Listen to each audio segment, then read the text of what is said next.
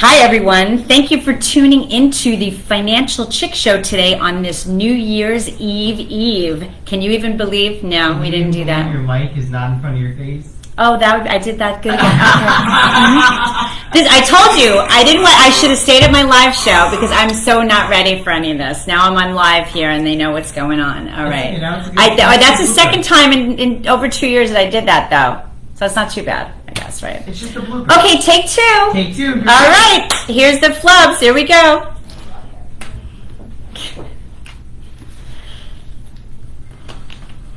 Hey, everyone. Thank you for tuning in to the Financial Chick Show today on this New Year's Eve. I can't even believe that I'm saying that. I don't know where the year has went, and I feel like most of you feel the same way. It's been a little bit crazy, but we're going to jump right in. I can't believe that today is the last business day of the year. So, at this point, if you didn't do everything you needed to do in 2022, basically, from a business standpoint, you're pretty much out of luck. Well, maybe if any banking you can still do. I think most of the banks are open half a day tomorrow. But that's a wrap on that end. And it's only one more day left in 2022. And so who's happy to see this year end? I think everybody is. There were a lot of really good things that happened this year, but there was obviously a lot of anxiety and strife too. So yesterday we had our company luncheon, for Diversified Financial Solutions, and we went down to Reese's 1900 in Patchogue, which is always a great place to go.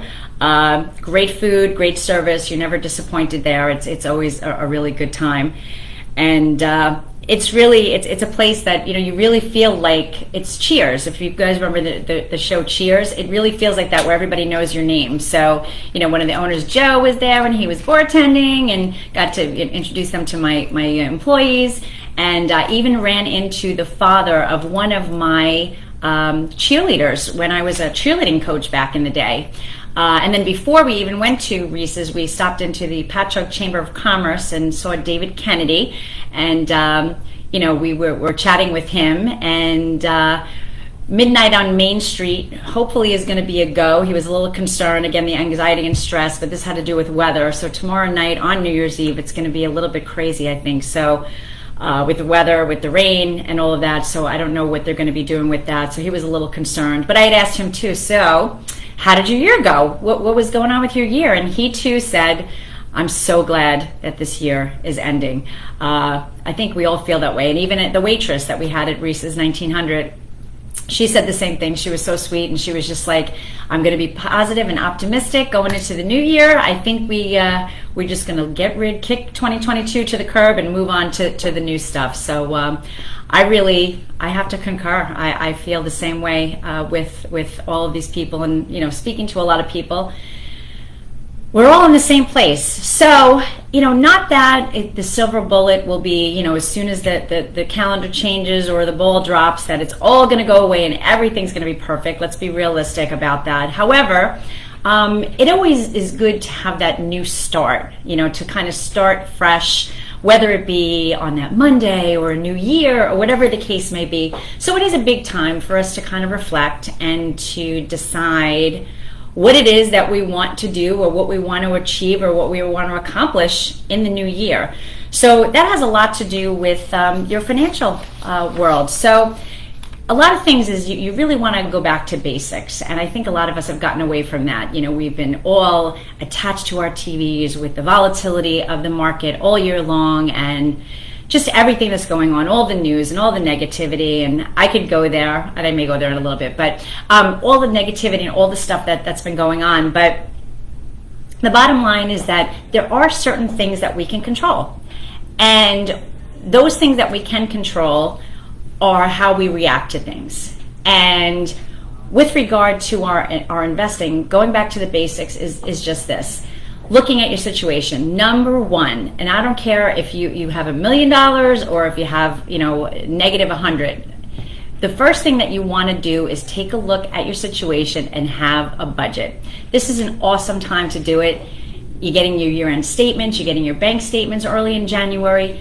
take a look at the stuff. Just don't throw it into the file cabinet or put it into the shredder. Really take a look and see what you have coming in and what you have going out. When you have a good handle on your situation and what you're doing, you have a better outcome. So that's the first thing that you want to do. The second thing you want to do is make sure that you have an adequate cash reserve. Now, what does that mean? It's having money stashed away that you don't have to run and you have to use the credit card. Now, I know many of you out there have probably spent more than you needed to during the Christmas or Hanukkah or holiday season and have those credit card bills, and those are going to be coming in January. Now, again, we can't go back, we can only go forward. And the reason I know this is because they said that from last year to this year that Christmas spending or holiday shopping spending was up 7.6%, meaning that all of us out there have spent more money. I'm not sure if I did, but the majority of us have. So with those credit card bills, make sure you tackle those first. But let's go back to the cash reserve. Now, you wouldn't have had those credit card bills if you had maybe a Christmas club, or you just spent with cash, or maybe you are going to get those credit card bills and you have the resources to pay those credit card bills in full. And if you do, congratulations, that's the way it's supposed to work. But make sure you do a budget, create a cash reserve. You want to have that money that's there for opportunities or for expenses that are out of the norm. Whether it be, God forbid, something with the car breaks down, or something in your home, you have a water leak, or whatever the case may be. These are things that invariably, unfortunately, are going to happen. They're just going to happen. It's not something we can avoid. We get lucky most of the time, but a lot of times that's going to be part of the scene. So budget, cash reserve. Oh, and with the cash reserve, with interest rates going up, we have a lot of online opportunities with money markets that are getting anywhere 3 to 3.5%. So if you aren't aware of them, give a call to the office. We can certainly direct you into those areas to help you build that cash reserve. The number is 631-758-8691, or you can reach me at financialchickshow.com. So with that in mind, when you have your cash reserve, we talked about the higher yielding, but you have your money. You really want to have two pieces of that cash reserve. You want to have money that's at the bank for money that you can take ATMs, or you're paying your bills, that residual money that you're kind of just working on week to week, month to month. And anything that's up and above what you need to run the household every single month will go into that secondary cash reserve. So why keep everything at the bank where you're maybe getting no interest or very little interest? You might as well split that cash reserve and get something on that money. It's money that you worked hard for. You might as well maximize the returns on that. So we talked about budget. We talked about cash reserve. The biggest thing is taking a look at what your goals are. This is a great time. Sometimes we call them resolutions. We can call it that. Call it what you want. But what you want to do is reflect, whether you have a couple of days off maybe this weekend, see what it is that you want to have happen in 2023. It could be the proverbial losing weight. That's usually one of the ones that everybody wants to do. Saving money, whatever it is, but decide what it is that you want to do. But if you're in the saving money category, I'm your financial chick. So look at your retirement plans. The numbers have gone up with retirement plans. You're able to put more money into Roth IRAs now. It's $7,000 if you're under the age of 50, $7,500 if you are over the age of 50. All of our qualified retirement plans or retirement plans at work are going up as well. So take a look at your plans, see what you have going on, and do those increases. And don't be afraid of the market, because especially with your qualified plans at work, you're putting money in every week or every 2 weeks. So you're doing something what's called dollar cost averaging. We don't care what the market's doing. You're putting in, you're buying shares. Some weeks it's going to be up, some weeks it's going to be down, your cost. But that's okay, because you have a goal that's out in the future. It's a long-term type of goal. Fund your Roth IRAs. That's another way. Maybe start a college plan for your child. That's the biggest thing. When people get to college, they start scrambling and freaking out. It's better to be proactive instead of reactive. So make it your goal to look at the things that you want to do and then start saving for those things. And when people say, well, I can't save. Listen, come down, sit in my office with me. I bet you I can find ways to help you either save on expenses that you have, eliminate some of the expenses that you have, but give you the opportunity to save that money. We can all put away 25, 50, 100, whatever your number is on a monthly basis, whether it goes to creating that cash reserve or building a retirement fund or the education, or maybe looking at insurance, life insurance or disability coverage. Financial planning has a lot of different facets to it, and that's what we do at my office. We take a look at all the different areas to make sure that you have a solid base, and that you can build up to, because the investments are kind of on the higher level. The base is making sure you don't have debt, creating that cash reserve, knowing what your budget is, having insurance. So taking a look at your life and what you want to do. But we're running into the break. You're listening to the Financial Chick Show, and I'm the Financial Chick. You can reach me at financialchickshow.com, and stay tuned after the break.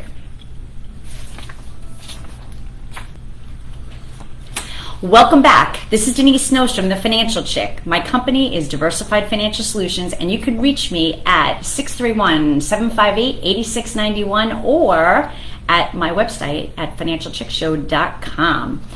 I'm here to help you on your financial journey. Over the years, things change, and I'm here to help you navigate all of those changes. So this is literally the last show of 2022. So we are just talking about looking at some of your goals, or what we commonly call at this time of year resolutions. But from a Financial Chick standpoint, we're looking at goals. What are the things that you want to do? Are you looking to save money for the future, save for your kids' education, get some life insurance, or maybe long-term care insurance? You're getting older and maybe you want to take a look at those things, or maybe you just want to kind of get your baseline together before you sit and talk to an attorney, and about your estate planning or whatever the case may be, because they're always looping in the financial advisor to kind of get all of your numbers and your statements and all of that kind of stuff. So it's good to have a good idea through like a financial analysis to pull all that stuff together, because we all do a lot of stuff. We'll set up a cash reserve, or we'll open a Roth IRA here, we have an investment over there, we have all of these things, but a lot of times we don't look at it together. And many times when I meet with people, they'll be like, yeah, I have all my stuff, and then they'll come like, oh wait, I have this other thing that I forgot about. So let's not have those other things that we forgot about, because sometimes they can be very pertinent things for your full picture. So one thing, we take a look at like sports. Like right now, actually, we just lost a very popular sports figure, Pele, in the soccer world. And, we have hockey going on now, and we have football and all of that. And, with financial planning and goal setting and doing what I do, it's not very different than sports. Basically, there's a lot of similarities. So the first thing is that, when the athletes, they always have coaches that help them coach them, even though they're really good in their sport and they do a great job. There's usually one person or a team of people that help them hone their skills. They critique them, they make sure that they practice, they praise them and they encourage them, and make sure they're eating properly, all of those different things. So for me, with my clients, or soon-to-be clients, the people that may be listening, I become your coach. So, you have the raw skills. You're out there, you're making money, you're putting away money in your 401k, and maybe you have a couple of insurance policies or whatever, and you did all the right things, but you just don't know how it all fits together. So what I do is I encourage you to pay attention to things that are happening and give you insight into things that you maybe don't have the time to have insight on, like watching the market or knowing what the market's going to be or what it's going to do or how those investments are going to affect your future goals, and if in fact they're in line with your goals. And then speaking of goals, athletes have goals. Investors should have goals too. Athletes study their sport. They want to achieve record holdings. They're always trying to strive to do better than the records that have been held by other people. So the thing is that they got to know what the numbers are that they need to beat, right? So that's the same thing with you. You need to know what your numbers are or what your goals are, so you know that you can retire comfortably, or that you're going to have the amount of money that you need for your child's education. One of the big things that they do for athletes is they make sure the coaches make sure they get them out of their comfort zone. that's the only way you're going to achieve the higher things, or really make the play, or get the goal, or whatever the case may be. So it's my job to encourage you to leave your comfort zone.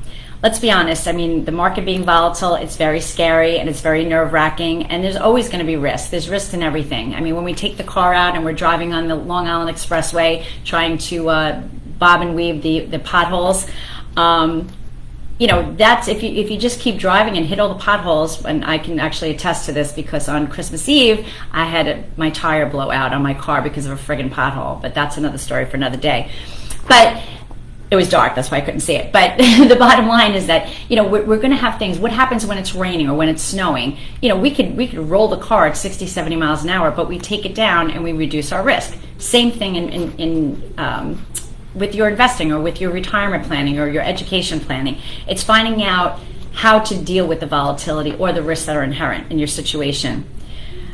So, and learn from the great ones. Always be learning. Listen, Warren Buffett, if he's your guy, or any of these big gurus, like, listen and learn about some of these things. I always say my most educated client is my best client, because we have such great conversations and do things.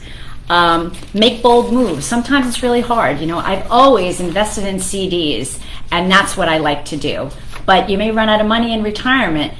That's the bold move. Listen, get out of the CD. And a lot of times, reasons people don't actually move into or move out of their or make the bold moves is that they don't understand what they're getting into. So with a little education, which is part of what I do, you're going to have a better idea of the investment alternatives that are available to you. Do what you can to ensure that you don't get hurt. That's why do they wear padding, the football players? Why do they wear helmets in hockey? My gosh, they really need to do that. So, but people feel that way in investing too. You could possibly get hurt, but there's ways to mitigate that, and most average people don't know how to do that. That's something myself, as a financial advisor, knows how to do to help you mitigate those things. So what seems to be super scary may not be as scary as you think. So come in and let's take a look at it. And recognize that you don't have to be an athlete to enjoy the game. So really, instead of playing on the field, sometimes just give it over. And this is something that I do. I know when my computer goes down, man, I'm doomed. It's just something I just can't deal with. So we have people to help us with our computer, right? We have people when the car breaks down. We don't do our own heart surgery. So recognize that you can have and seek out help. And you know what? When you take things off your plate, it just makes you feel so much better too. Stay honest. Basically, with regard to athletes, their performance-enhancing drugs and everything like that, they often feel that they're smarter and they won't get caught. From that standpoint, staying honest with you and I, obviously is being honest with you, but more so with the clients, making sure that you tell me the real situation, the real story. The more that I know, the better information or the better help I'm going to be able to give to you. So I always say, bad stuff in, bad stuff out. So it's really getting that opportunity. And then finally, obviously the better the athlete is, the more they get paid, and the coaches get paid. So yes, I mean, let's be realistic. I do charge for my services, and there is a cost, and sometimes that's an inhibition. I don't want to have to pay for that.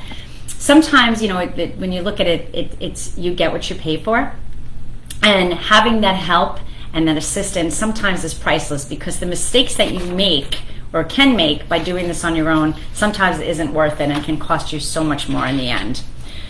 So that's kind of really what I'm saying. So let's take a look, at the resolutions for next year and really get things rolling. But I have a few things that I want to leave you, some words of wisdom. One of which, most of our life is spent chasing false goals and worshiping false ideas. The day you realize that is the day that you really start to live.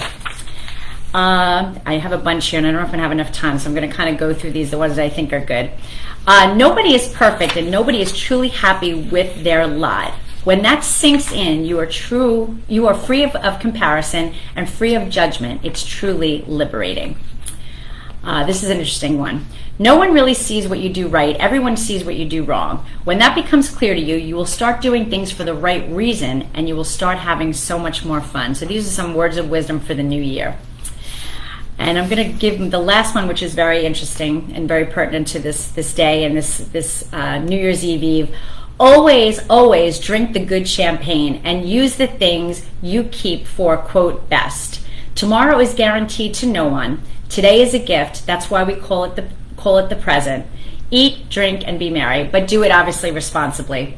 But I want to thank all of you for another absolutely fabulous year here and for tuning into the Financial Chick Show. I just love being with you here, and it ends off my week on my Friday and on a really positive note. And I want to thank Anthony, my engineer, for making my show sound great. And I want to thank Program Manager David Levenstein for all that you do. Again, I want to wish you all of you and your families, a very healthy, happy, peaceful, and prosperous new year. Take care, be well, do better, and be better. And I'll see you next year.